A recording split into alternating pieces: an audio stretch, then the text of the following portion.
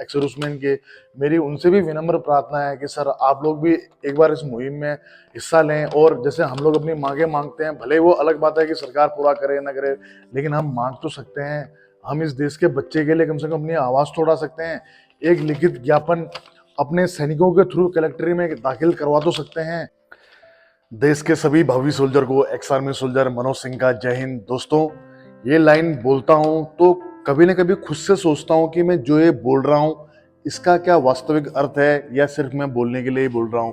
देश के भावी सोल्जर को, उस सोल्जर को बोल रहा हूं जो सोल्जर जो भर्तियों के लिए तरस गया है, या जिसका सपना है इंडियन आर्मी में एक परमानेंट एक फौजी बनने का होता है ना, कि हाँ मैं इंडियन आर्मी में जाऊंगा और मैं अपनी 6 महीने की बेसिक ट्रेनिंग, 9 महीने, उसके बाद 3 महीने की एडवांस ट्रेनिंग पूरी करके फिर मैं अपनी कसम परेड खाऊंगा।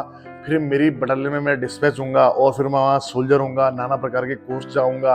अपने टाइम पे मैं लांस नायक, नायक, हौलदार, जीसीओस बनूंगा। लेकिन आज का जो बच्चा भर्ती हो रहा है वो क्या सोच के जा रहा है? सबसे पहले उसकी सोच में यही आ रहा है कि मैं परमानेंट हूँगा या नहीं, वो भी नहीं जानता। दूसरा कि अगर मान लिया जाए कि अगर मैं परमानेंट नहीं हूँगा तो फिर मेरा क्या होगा, उस सवाल का भी जवाब उसको पता नहीं। क्योंकि विभिन्न प्रकार की राज्यों की सरकारों के अपने अपने अलग अलग स्टेटमेंट आते हैं कि हम अग्निवीरों को ये करेंगे वो करेंगे, या एक मुख्यमंत्री ऐसा भी बोलते हैं कि ये बीजेपी की योजना है और हम इनको कुछ फायदा नहीं देंगे। तो ये भूल जाते हैं कि बच्चों का भविष्य के लिए जिम्मेदार कौन है। इन सब चीजों के बीच में जो सबसे बड़ा मुद्दा है वो है आपका टेरिटोरियल आर्मी भर्ती का। तकरीबन 5 साल हो गए, कई यूट्यूब में देखता हूँ वो लोग बोलते हैं कि 3 साल से भर्ती नहीं आई, 2 साल से। मेरे बच्चों, 5 साल से भर्ती नहीं आई है। अगर हम रेगुलर टीए आर्मी की बात करें, आप इकोलॉजिकल टीए आर्मी की बात नहीं कर रहा हूँ, वो इकोलॉजिकल टास्क फोर्स है, उसमें अधिकतर एक्स सर्विसमैन होते हैं, उनकी नहीं मैं बात कर रहा हूँ। रेगुलर जो हमारी टीए आर्मी होती है उसकी बात कर रहा हूँ। तो कहीं ना कहीं बड़ा दुख भी होता है, दर्द भी होता है। लेकिन ये हमारी वीडियो देखने के बाद में हमारे रक्षा मंत्री राजनाथ सिंह जी को कोई फर्क भी पड़ेगा या कोई फर्क नहीं पड़ेगा, वो भी नहीं पता। लेकिन मैं इतना जरूर बोलना चाहूंगा हमारे उन तमाम प्रकार के नेताओं से जो वोटों की, मतलब जब वोट मांगने आते हैं तब वो क्या क्या बोलते हैं। तो एक बार कभी आप अपने आप से भी चिंतन करिएगा, क्या अगर इनके बदले यही आपके बच्चे होते और इनके पिताजी नेता नहीं है, तो एक बार इनके अभिभावक बन के देखिए कि अगर मान लिया इनके पिता की जगह आपका बच्चा ऐसा होता तो आप लोगों को कैसा लगता। न कोई दिशा, न कोई निर्देश, न कुछ न कुछ, सिर्फ एक सपना दिखाया जा रहा है कि ये योजना बहुत अच्छी है, ये इस योजना के बड़े बड़े फायदे।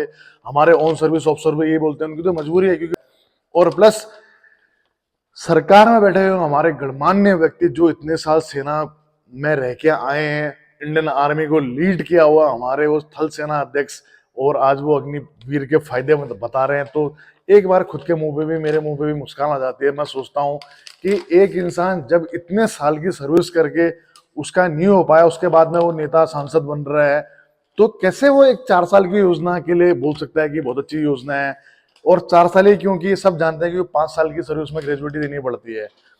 एक वक्त इंडियन आर्मी टॉप ट्रेंडिंग हुआ करता था कि भाई बच्चों का जुनून, सारे सपने वही थे कि कैसे करके भी हम आर्मी में हो जाएं। आज की डेट में अब हमें जल्दी ये वीडियो बनाना पड़ेगा, इंडियन आर्मी में भर्ती हुए हैं या एसएससी-जीडी के थ्रू पैरामिलिट्री फोर्सेस में भर्ती हुए हैं। अब ऐसा वीडियो बनाने की नौबत आने लग गई है। क्योंकि पहले जहां इंडियन आर्मी में क्रेज हुआ करता था, क्रेज तो खैर हमेशा ही रहेगा, लेकिन भर्ती पैमाना जो ये है ये चेंज हो गया है अग्निपथ लाने के बाद में। लेकिन अब जो एक उम्मीद की किरण बसती है वो बसती है हमारी टेरिटोरियल आर्मी, और जिसकी भर्ती देखने के लिए आंखें तरस गई है। यूट्यूब पे फर्जी वीडियो पे वीडियो देखे जाते हैं कि इस महीने दौड़ होगी, इस तारीख से दौड़ होगी, एज को लेके ये कर दिया, एज को लेके वो कर दिया। लेकिन जब उसकी तह तक, सच्चाई तक जाते हैं तो पता चलता है कि फर्जी नोटिफिकेशन है। इस प्रकार की खबरों से मन तो दुखी होता ही होता है, लेकिन उससे भी ज्यादा दिल तब दुखता है कि आखिर हमारी सरकार कब जागेगी, उन युवाओं के परिवार की तरफ कब देखेगी जो युवा इंडियन आर्मी में आने से वंचित हो गए हैं, या जिनकी कोरोना की वजह से एज चलेगी, इंडियन आर्मी में नहीं आ पाए। या अब टेरिटोरियल आर्मी वो विकल्प बचा है कि लोग सोचते हैं कि नहीं यार, इसमें अग्निपथ योजना नहीं आई है और मैं इसके लिए पूरी जी जान से मेहनत करूंगा और मैं टीए में भर्ती पक्का हूंगा। लेकिन ये चीजें होंगी तो तब ना, जब टेरिटोरियल आर्मी की भर्ती आएगी। आखिर सरकार को क्या दिक्कत है समझ में नहीं आता। आखिर क्यों हमारी सरकार टेरिटोरियल आर्मी की भर्ती नहीं कराना चाहती? आखिर सरकार टेरिटोरियल आर्मी को लेकर क्या प्लानिंग कर रही है, वो भी कुछ पता नहीं चल पा रहा है। अगर कुछ नहीं पता चल रहा है तो मैं इतना ही पूछना चाहता हूँ कि टेरिटोरियल आर्मी के बंदे जो पुराने हैं क्या वो रिटायरमेंट नहीं जा रहे होंगे? अगर वो रिटायरमेंट जा रहे हैं तो उनके मतलब जो वैकेंसी में डिफिशिएंसी आई है उसकी कमी कौन पूरी कर रहा है? क्या इससे हमारे देश की सुरक्षा को कोई खतरा नहीं है? क्या इससे हमारे जवान जो रेगुलर जवान है उनको छुट्टी आने जाने में प्रॉब्लम नहीं हो रही है? क्योंकि एक जवान छुट्टी तब जाता है जब दूसरा जवान आता है। एक रेशियो होता है कि एक बटालियन में इतना % छुट्टी का पैमाना रहेगा, तो वो कैसे मैनेज कर पा रहे हैं? हम तो यही सरकार से पूछना चाहते हैं, और साथ ही आप लोग भी अपनी राय जरूर दें। और अब मैं सोचता हूं कि यार एक ऐसा कुछ मुहिम छेड़ी जाए एक डिसिप्लिन तरीके से। इसके लिए हमारे जो फौजी संगठन है, हमारे एक्स सर्विसमैन जो यूनियन है, उसको भी सामना आना पड़ेगा, क्योंकि ऑन सर्विस वाला बंदा ये सब चीजें नहीं कर सकता है।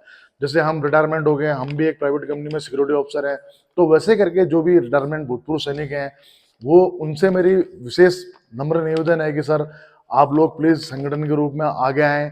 आप लोग जो अपना हमारा डिस्ट्रिक्ट का जो एक जैसे एक फौज में एक राज्य होता है, जैसे राजस्थान राज्य है, यहाँ तमाम प्रकार के डिस्ट्रिक्ट के जितने भी एसोसिएशन है अपने एक्स सर्विसमैन के, मेरी उनसे भी विनम्र प्रार्थना है कि सर आप लोग भी एक बार इस मुहिम में हिस्सा लें। और जैसे हम लोग अपनी मांगे मांगते हैं, भले वो अलग बात है कि सरकार पूरा करे ना करे, लेकिन हम मांग तो सकते हैं। हम इस देश के बच्चे के लिए कम से कम अपनी आवाज तो उठा सकते हैं। एक लिखित ज्ञापन अपने सैनिकों के थ्रू कलेक्ट्री में दाखिल करवा तो सकते हैं। ये काम हम भी कर सकते हैं। और साथ ही जो बच्चे यूट्यूब में हैं या जो एकेडमी हैं, उनसे भी कहना चाहता हूँ कि आप लोग भी आगे आएँ, अपने बच्चों का साइन किया हुआ एक हस्ताक्षरनुमा लेटर बनाएं। ऐसी कोई मुहिम छेड़ें कि उस लेटर को हमारे पीएम, हमारे रक्षा मंत्री, हमारे राष्ट्रपति जी या नज़दीकी लेवल पे, लोकल लेवल पे कलेक्टर तक तो पक्का ही आप लोग ज्ञापन सौंपें, तभी शायद कुछ हो सकता है। इसको लेके एक ठोस रणनीति बनानी पड़ेगी। तो मैं चाहता हूँ कि आप लोग अपने सुझाव अवश्य दें कि हम लोग ऐसा क्या करें यार, जिससे कि हमारी सरकार थोड़ा बहुत टेरिटोरियल आर्मी की ओर भी गंभीर हो जाए, और जो ये अग्निपथ योजना है इसके बारे में भी सोचने पर एक बार जरूर विचार करें। आप लोग अपनी राय जरूर देना। मिलते हैं नेक्स्ट वीडियो में। जय हिंद, जय भारत, वंदे मातरम, भारत माता की जय।